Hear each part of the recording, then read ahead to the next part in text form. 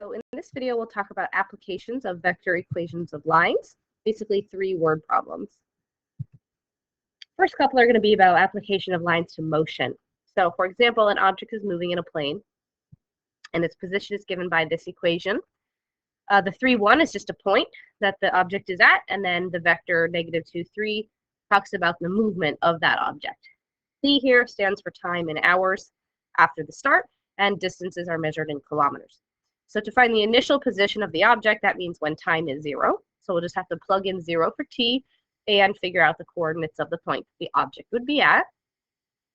So plug in 0 for t, and the initial position is just 3, 1. Makes sense. Then it says show the position of the object on a graph at start, 1 hour, and 3 hours after the start. So start is 3, 1.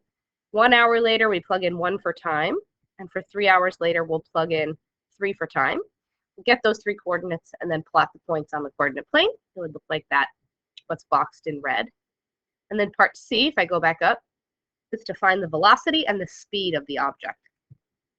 So here, it's important to know that velocity is expressed as a vector in a vector equation of a line. Because velocity takes direction into consideration, so the movement of the object, what direction it's going in, and how fast it's getting there. So if the equation of the line is this, that vector is the velocity of the object, that motion vector. So that shows that for every 1 hour, this thing is going to move -2, 3. You would say that the velocity is -2, 3. That moves the object in the right direction and the right speed. The speed is the magnitude of the velocity vector, so just the length of that line, right? How far that, or the length of that vector. So you're going to use like the distance formula or Pythagorean theorem, figure out the magnitude of that vector, and then put units on speed. Units here would be kilometers per hour, because it said the distances were in kilometers and time was in hours.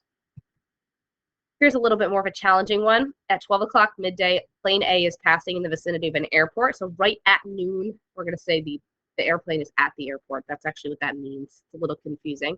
But it's at a height of 12 kilometers. So it's not landed at the airport. It's flying over the airport at a height of 12 kilometers, a speed of 800 kilometers per hour. The direction of the plane is 430, so that's the way it's headed. Consider that 100 is a displacement of 1 kilometer due east. So that means that the first component is east-west, 010 due north. So that means that the second component in these vectors is in north-south direction. And then 001 would be an altitude of 1. And so that means that the third component of these vectors is the altitude. So using the airport as the origin, this is part A, find the position vector r of the plane t hours after midday. So we're basically filling in one of these equations for the plane, only now it's in 3 dimensions, east-west, north-south, altitude. So we're going to need to fill into the first parentheses an initial position for this plane, and then in the second parentheses, the velocity of the plane. Initial position of the plane is going to be 0, 0, because at noon, the plane is above the airport, and it says to use the airport as the origin. So it's not east-west at all, it's not north-south at all, it's 0, 0. And the altitude of it is 12, so the third component is going to be 12. Velocity is what we have to fill into the second vector, and that's going to be a little bit trickier. Velocity takes both speed and direction into consideration. The direction we know is 430, but the speed of this thing is 800 kilometers per hour. So we can't say 430 as the velocity vector. That would mean that in 1 hour, this thing is going to travel just 4 kilometers east and 3 kilometers north. But this thing is going much faster than that. So the best way to go about it, it's going to seem a little complicated at first, but it's to take the direction vector that's given, and figure out the magnitude of it, and then divide that vector by 5, because then we'll have a unit vector that goes the same way. So this vector, 4/5, 3/5, 0, that's the same direction as the given vector, right? That's the direction the plane is going in with a length of 1. And we want it to have a length of 800 because that's the speed we're talking about. So we'll take the desired magnitude, which is 800, multiply it by that unit vector, and we'll get the velocity vector of the plane. So 640, 480, 0 gets filled in as the velocity vector. That means in 1 hour, this plane is going to travel 640 kilometers east and 480 kilometers north, and then 0 for the altitude. The altitude is going to remain at 12 the whole time. Let's scroll back up to the next question. So part B says find the position of the plane 1 hour after midday. So if our equation's right, shouldn't be a big deal to just plug in 1, and then we'll figure out where is the plane 1 hour later. Ends up being 640, 480, 12. And then part C. Another plane B is heading towards the airport with velocity vector -300, -400, 0 from a location of 600, 480, 12. Is there a danger of collision? We're going to see if the path of plane A and the path of plane B will intersect each other. So we want to set it up like a system of equations. Notice I changed T to S for the second plane because I don't want to use the same variable for those two planes. So T is time for the first plane, S is time for the second plane. I wrote the equations vertically because I think it's easier to pull out the system of equations that way. So here's the system of equations. The last equation is not that helpful because there's 0t and the 0s. So it just tells us the altitudes of the planes are indeed the same. So we need to solve the first two equations as a system. And when you solve the first two equations, you can use elimination or substitution method. This is what you find. T equals 6/7 and S equals 6/35. What that tells me is that, and if I plug that into the third equation, they are going to be equal.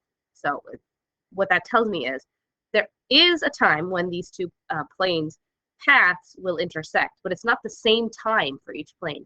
It's 6/7 for the 6/7 of an hour for the first plane. It's 6/35 of an hour for the second plane. So if they leave at the same time, they're not going to collide with each other because their paths will intersect not at the same time. So this tells me that the paths of the planes do intersect, but at different times in the plane's flights. So we can conclude that there is no collision. And then the last application question here is an application to trig and geometry, starting out with just a little bit of pure vector math. So it gives us three vectors, u, v, and w. We know v, we know w. We don't fully know vector u. We're going to find a and b, those variables, so that u is perpendicular to both v and w. So for this, we need to know that perpendicular vectors have a dot product of 0, and then set up the two dot products of u and v and u and w and set them equal to 0. So I did a dot product of u and v equals 0, dot product of u and w equals 0. Solved that system of equations that I got because I have now two equations in terms of a and b. Set it up and solved the system, got a equals -3 and b equals -5. So this is straightforward vector application. Part B says if O is the origin, P is a point whose position vector is v, and Q has a position vector of w. So basically they're just saying point P is the vector v and point Q is the vector w. We're going to find the cosine of the angle between v and w. All a very complicated way of saying find the cosine of the angle between those two vectors v and w. So we have a formula for the angle between two vectors. I just rewrote what P is and what Q is according to this problem, but we don't actually need that for part B. We'll need it for part C. So we have an equation for the cosine of theta between two angles, and that's cosine theta, or two vectors. That's cosine theta equals the dot product of the two vectors divided by magnitude times magnitude of the two vectors. So that's what I filled in for vectors v and w. Came out to this. I simplified it. It didn't ask me to actually find the angle, just the cosine of the angle. I'm just going to simplify the right side as much as possible, including rationalize it, just because if this is my final answer to the question, I'd like to leave it as simplified and rationalized as possible. So this is what I come up with for the cosine of the angle between the two vectors. And then hence, find the sine of the angle and use it to find the area of triangle OPQ. So if I have the cosine of theta, it's not going to be that difficult to find the sine of theta using a trig identity. So it's been a while since we've seen that, but worthwhile for exam review purposes. The area of the triangle formula that we're going to want to use is 1/2 AB sine C, where A and B are any two sides of the triangles. For that, we can use vectors v and w, like the magnitudes of vectors v and w, because we have the sine of, or we can get the sine of the angle in between those two vectors. So any two sides, so I'll use root 14 and root 6 as the two sides. Those were the magnitudes of vector v and vector w. And then the sine of theta, well, we don't know the sine of theta, we know the cosine of theta, but we can use an identity that's in our formula booklet, which says sine squared plus cosine squared theta equals 1. Rearrange it to get sine by itself, and then plug the cosine that we got in there and square it. So the cosine we got was root 21 over 6, negative root 21 over 6. When I square that, I get positive 21 over 36. And plug that in, simplify it. So the sine of theta comes out to root 15 over 6. And then I'll plug that root 15 over 6 into my area of a triangle formula. Simplify that. You could use a calculator and get the area of the triangle. That is all.